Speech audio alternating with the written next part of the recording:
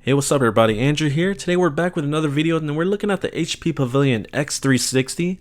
This is a 2-in-1 laptop. It's an 11-inch touchscreen laptop with an Intel Pentium processor, 4GB of RAM, 128GB solid state drive, and its regular retail price is $399, but Best Buy has it on sale right now for $299.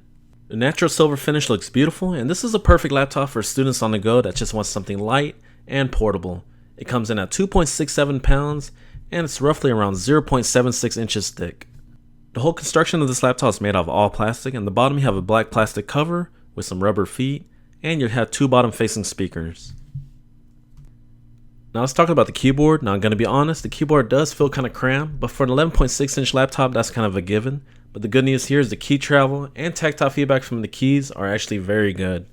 The trackpad is a little bit on the small side, but the surface is very smooth and it's using Elon drivers. I prefer Windows Precision drivers, but these Elon drivers did a pretty good job overall. 2-finger scrolling, multi-touch, and tracking was pretty solid. Okay guys, so let's look at the ports here. You got a full-size HDMI port, USB Type-C, power button, USB 3, and your headset port. Moving along to the other side, you got another USB 3, security lock slot, micro SD card slot, power status port, and your AC charging port. Alright guys, so the screen size is 11.6 inches and the resolution is 1366 by 768. Yes, it does seem kind of low for late 2019, but for 11-inch budget laptop, this resolution is fine, especially for a laptop this size. The nice part about this screen is the IPS technology, which gives you wide viewing angles. The only con I really have is the super glossy screen can be reflective at times. Other than that, this screen is adequate.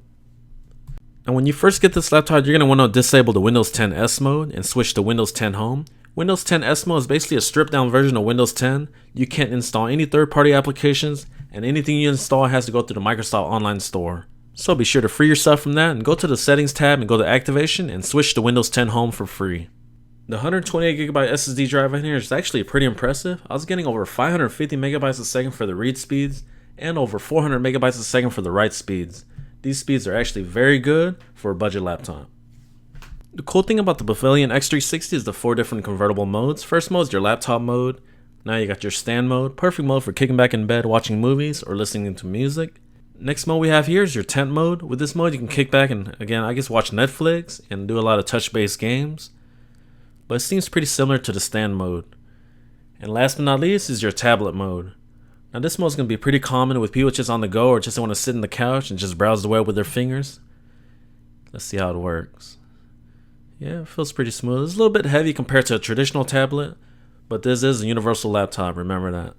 The Intel Pentium N5000 is an inexpensive quad-core chip that has decent performance. It has a base clock speed of 1.1 GHz, but can burst up to 2.7 GHz. This chip is perfectly fine for light-duty schoolwork like web browsing, word processing, PowerPoint, and Excel. Now let's do a quick demo of the N5000 chip and trackpad in action. Let's launch the browser.